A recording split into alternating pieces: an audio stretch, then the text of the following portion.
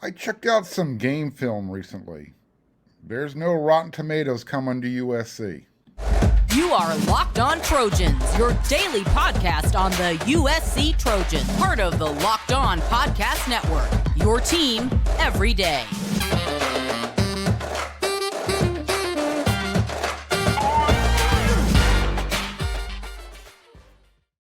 Hey, fight on, everyone. I'm your host, Mark Hulkin, and thank you for making Locked On USC your first listen every day. Whether you're watching on YouTube or wherever you like to download your podcast, we are free. I appreciate your support. Show your appreciation. It actually means a whole lot when you hit that thumbs up. Become a subscriber if you're watching on YouTube. It's easy. Hit the subscribe button. And because I come at you 5 times a week, hit that bell notification and you don't miss an episode. Never happens. So, have you seen any good movies lately? Look, I'll be honest with you. The last time I went to a movie theater, I think, honestly, I know it was sometime in the 90s. But I can't remember the movie. But for some reason, the last time I went to a movie theater and I actually remembered the movie I went to, and it's probably because of the company I was with, but the movie Porky's had just come out. And I was with my girlfriend at the time and her mom. So yeah, it was a little awkward. If you've seen the movie, you understand. What wasn't awkward for me was spending some time watching some recent highlight videos of some of the more recent USC commitments, or at least public commitments that are going to be part of the 2024 recruiting class. So for this episode, I picked out 3, and we're going to do this. This is going to be a recurring theme that's going to get us through the off season. By the way, we're in July. Fall camp is like 3 weeks away. That's how close we are. Anyways, we're going to talk about Makai Saina, Deyvid Palepale, and Kameryn Fountain. Now, I chose these 3 guys first, but again, there's going to be other guys we're going to talk about throughout the rest of summer. I'm going to keep you involved, take you to the movies, bring the popcorn. So, Makai Saina. Now, if you had a chance or you haven't had a chance, you'll probably hear the same thing that I said on the We Are SC Inside the Trojan Huddle weekly podcast. But here's my impression after watching Makai's acting performance. He's a bully, straight up. And he's a gooch. And I'm talking about the one from the TV show Different Strokes, the one who made Arnold's life miserable. Yeah, we're going to stay away from the other connotation. Anyways, straight up bully when you watch him play. He's a mauler, and he loves to finish off his opponents in those one-on-one repetitions during the game. He finishes them off with pancakes. He literally will draw. He plays through the whistle, and he loves to punish his guys by kind of planting them into the ground.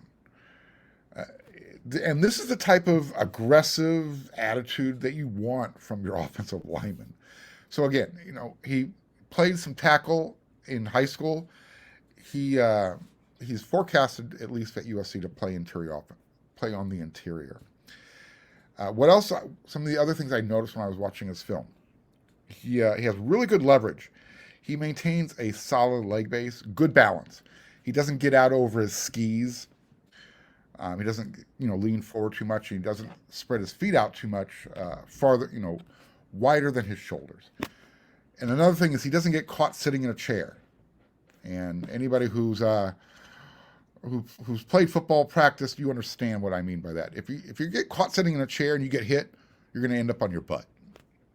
Don't look like you're sitting in a chair. And he also has a really strong leg drive. Again, he played tackle in high school. I think the staff loves his versatility at USC, and they project him to play inside. Extremely strong hands, because once he gets a hold of you, game over. You're going to end up losing that battle. And as far as his pass protection, in boxing terminology, he's got a really good jab. He can't punch, but he keeps the opponent at a distance. and that makes the defender have to kind of take the circuitous, scenic route to get to the quarterback. He's got to take the long way around. You're not going to go through him. You're going to have to go around him. And footwork, it's not too bad. Again, he has a little bit of those penguin happy feet, pitter patter, but you want to be light on your feet, and that's coachable. I just think you want him not to look so quick. Again, I'm kind of nitpicking here. I'd encourage people to go watch his film. I'd liken his style to a former USC offensive lineman back in the day, Fred Matua. It's good company. Deyvid Palepale, defensive lineman out of Landisburg, Pennsylvania, just outside of Harrisburg, which is sort of near Philadelphia. He plays defensive end. He can play, rush in, hand, as a stand up, but he also plays with his hand in the dirt. Defensive tackle, nose tackle over the ball.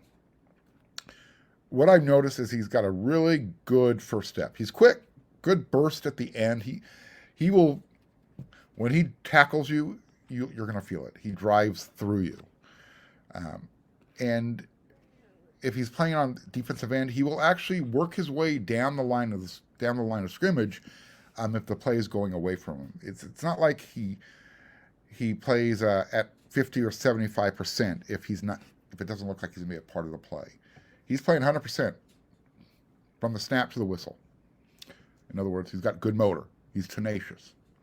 He plays through the whistle. That's what you want to see from your defensive guys. He uses his feet really well. Doesn't get pushed out of the play. He doesn't lose gap integrity. And again, I know I'm watching highlight film, so you're only seeing the best of him. But he doesn't get caught up in the wash. And for defensive linemen, you want to be able to keep moving. You don't want to kind of get swallowed up and not being able to participate in the play. In other words, he finds a way to be in on the tackle at the end. So he's going to play either defensive tackle or nose tackle at SC. You can see how powerful he is now and how powerful he can be with the right training.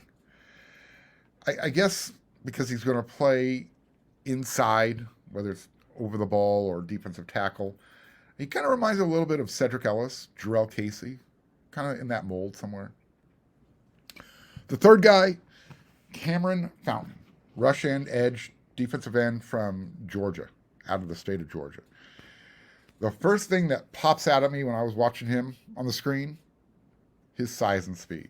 6'5". They actually list him at 6'5.5". So I'll knock that half inch off. 237 pounds. Let's round that down to 235. Regardless, whatever the true numbers are, he's going into his senior season of high school. I have a feeling he's still growing. Those are good numbers to focus on. Long arms, but powerful too. We like to focus on the footwork. Quick first step. Also really smart. He knows how to use his opponent's weight to his own advantage. So if the other guy is going one way, he's going to make sure that offensive lineman continues to go that direction, and he kind of pinballs off of him to go the direction he wants to go. And what's interesting about this guy, I was looking at some of his offers. It's a mix. You've got the big name programs in there, but there's also a lot of, we'll call them next tier below programs. So I'm not sure that he's going to come in and play right away. He looks like he's going to be a pass rush specialist. Not a whole lot of highlights out there with him going against the run. But I guess if I want to compare him to somebody, there was another guy that came into USC, and Lincoln Riley kept him around. And this is who he kind of reminds me of, Devin Tompkins, because they both played high school basketball. So I think the reason why Roy Manning and Lincoln Riley and Alex Grinch are really high on this guy, athlete, pure athlete, and I think they see the potential there. Again, his size just pops out at you. And you start getting guys 6'5", 235 that can run, that are athletes, that can jump. That's what you want at that rush end position. You know what else you want? You need America's #1 sportsbook.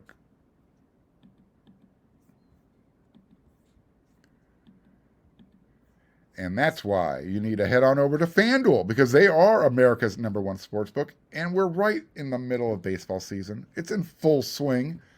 There's literally no better place to get in on all of the action than FanDuel, America's #1 sportsbook. Take your first swing at betting on Major League Baseball at FanDuel, and you can get 10 times your first bet amount in bonus bets, up to $200. That's right, just bet $20, and you're going to land $200 in bonus bets, even if you lose. That's $200 you can spend betting on everything from the money line. You like to bet the over-under? Go for it. Who's going to hit the first home run of the game? Who's going to steal the base? You can bet on that at FanDuel. And you can do that on an app that's really safe, it's secure, it's super easy to use, and best of all, they pay you instantly. So literally, there's no better place to get in to bet on Major League Baseball than FanDuel, America's #1 sportsbook. So sign up today and visit FanDuel.com/LockedOn to get up to $200 in bonus bets. That's FanDuel.com/LockedOn. FanDuel, an official sports betting partner of Major League Baseball.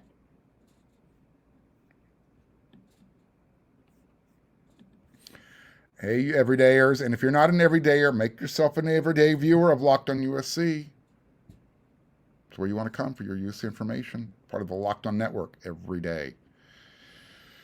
So, the reason you're going to want to come back tomorrow for another episode is because I'm going to do some more film breakdown.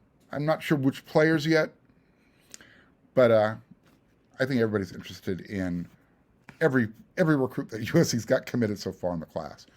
But for this segment, we're going to talk about the top 5, the Pac-12 top 5 defenses as voted on by the Locked On hosts. So here they are.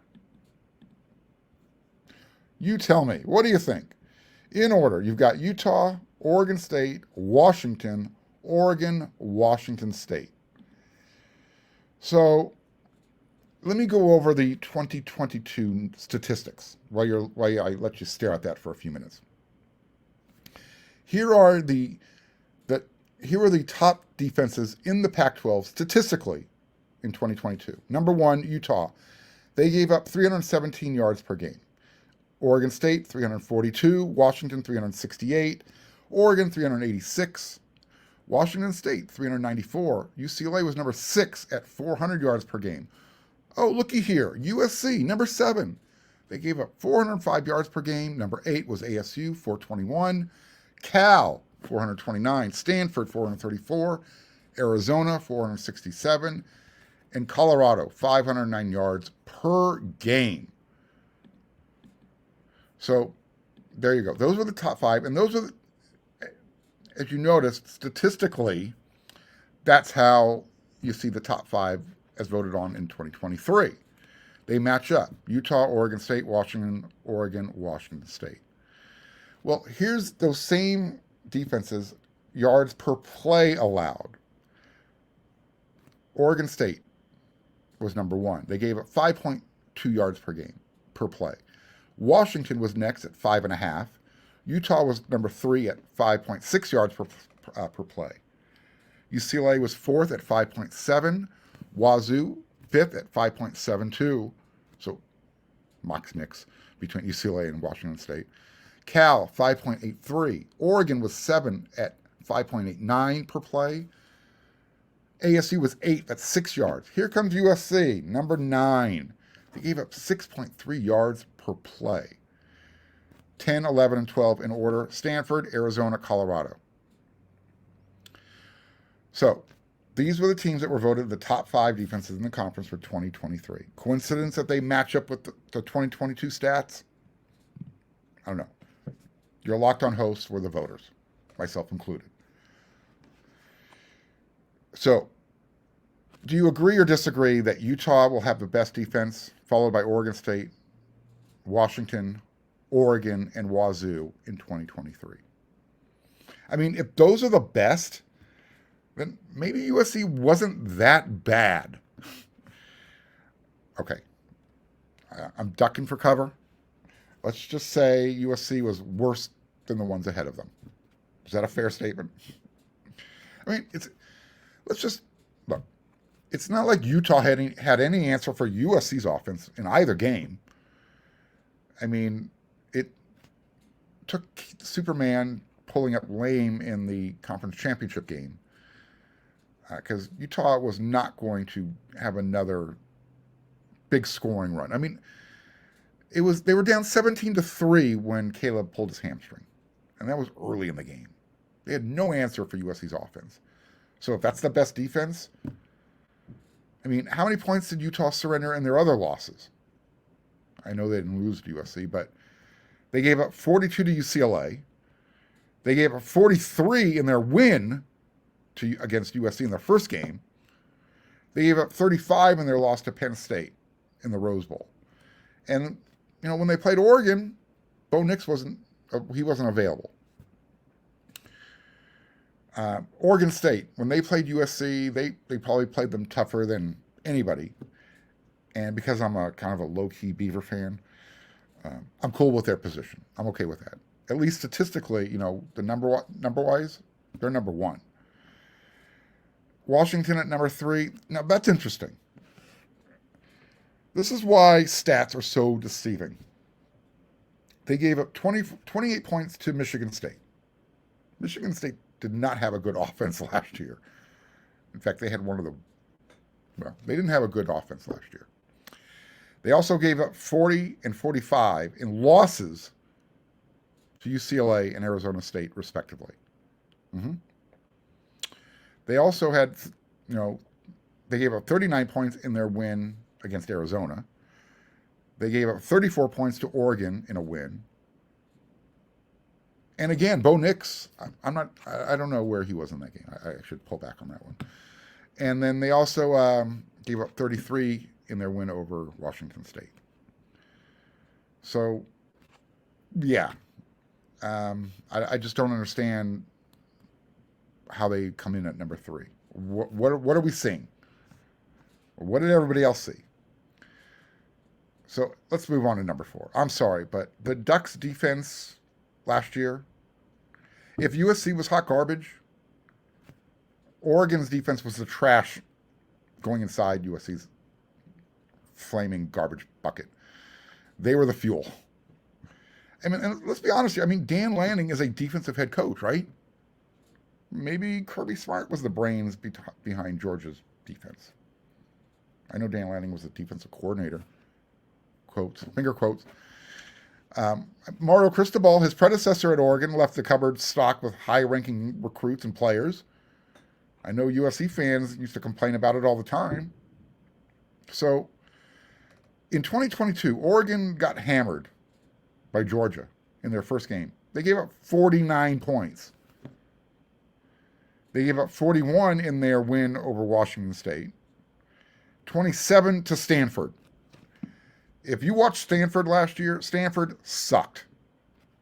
Sorry, they were horrible. And they gave up 37 points and 38 points respectively to their rivals, Washington and Oregon State. That's a good defense. Like I said, I know USC fans love to say, and I'm not disagreeing, USC's defense left a lot to be desired.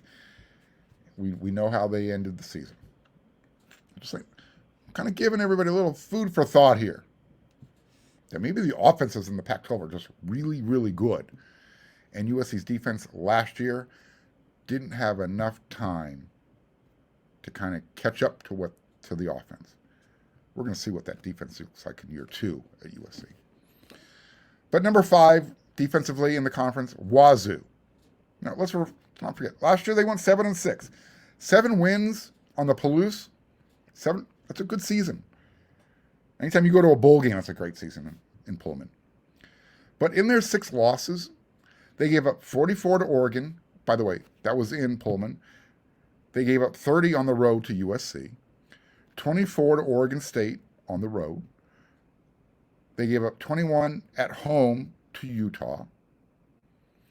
They gave up 51 to Washington at home. And they surrendered 29 points in their loss to Fresno, their bowl game. So, do we want to use the stats to formulate our opinions? Is that where we're going to plant our flag, USC fans? Stats don't lie? Well, that's not true. We know that. We can manipulate stats any way we want. Or, do we want to just use our own eyeballs? I think that's the best way. We can use the stats to kind of back up our opinions, but let's who passes the eyeball test? Was there really anybody who had a good defense last year? Statistically, I laid it out for you. I think USC's defense is going to be better than they were last year, statistically number 7 in the conference. Again, we don't need USC to have a top 20 defense nationally, but if they can get into that top 40, we know their offense is going to be top 5, if not top 3, if not top in the country. Yeah, like I said, year 2, deeper roster, a lot more depth with bigger, faster, stronger, better players that are being recruited as well as that came in over through the transfer portal. You're going to see a difference on the defensive side of the ball in year 2. If you don't, you know where to find me.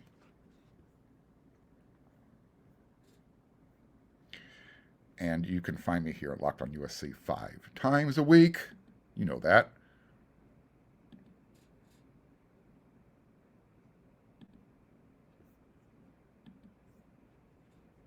Okay.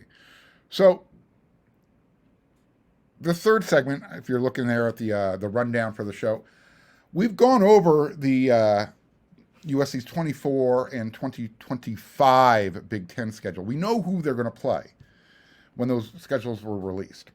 What we didn't know when they were originally released earlier in June was when they were going to be playing those games and where.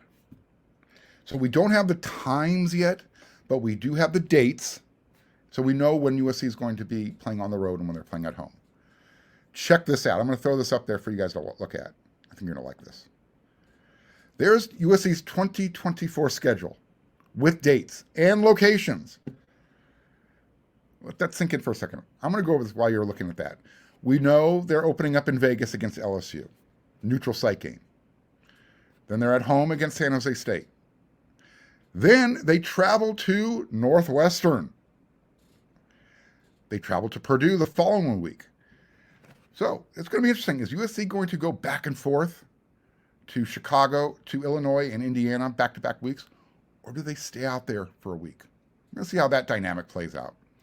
They're at home versus Iowa for game number 1, 2, 3, 4, 5. Then they're back on the road all the way to the East Coast this time. Maryland. Ugliest uniforms this side of Oregon. And then USC gets a bye week. And then they head right back up to the East Coast, October 19th. Is this going to be the whiteout game? Penn State. There you go. And then they finish off the second half of the season at home. Basically, they don't leave the state. Illinois, October 26th, November 2nd, they host Michigan. November 9th, they host Wisconsin. USC gets a second bye week before UCLA. Check that out. They're at UCLA, but that's really USC's home away from home at the Rose Bowl. And then USC will host Notre Dame to close out the season. Okay, I don't know about you, but that is one hell of a schedule. I cannot wait. Now, what did you notice? Probably the same thing I noticed. That first half of the season, USC is going to be putting on some frequent flyer mileage. But once you get past the Penn State game, that's it. You're done traveling. It's, again, from my own perspective, from the media perspective, that's a lot of back and forth. I'm considering just right now that Northwestern Purdue, I'm thinking I'm staying out there for that entire week. I might miss practice if USC comes out to California. What do you think about that schedule, though? I mean, this is what fans have to get prepared for. So now that you see what's out there, you can kind of start pre-planning. I don't know if you can get airfare or hotel rooms this far in advance, but you can start saving, and you can decide, which games you're going to go to. Do you want to fly to Indiana in week number 4, and then fly to Illinois week 4, and then fly to Indiana week 5? And then, you're going to get a week off at home against Iowa, and then fly back to Maryland. This is going to be, I think, the biggest adjustment for everybody. But this is the type of adjustment I think everybody's looking forward to. Again, that's 2024. We've got the dates, we've got the locations. You gotta love USC's second half of the season, because they're going to stay at home. They're not going to have to get on an airplane. I can't remember the last time that's happened. This is a really interesting scheduling paradigm shift. What do you think? I want your feedback. I need to hear from you guys. Hit me up on the YouTube comments. Find me over there on weareusc.com when you're not making Locked On USC your first listen. Don't forget, you can talk to me at the Tuesday Trojan Club, July 11th, Cabrillo Harbor. Head over to Facebook, sign up, RSVP. Once you're a member, it's free. Looking forward to seeing you out there. I'm also looking forward to seeing you on the next episode of Locked On USC, because we come at you 5 times a week. So, until that next episode, which is tomorrow, first thing, everyone, you know what to do.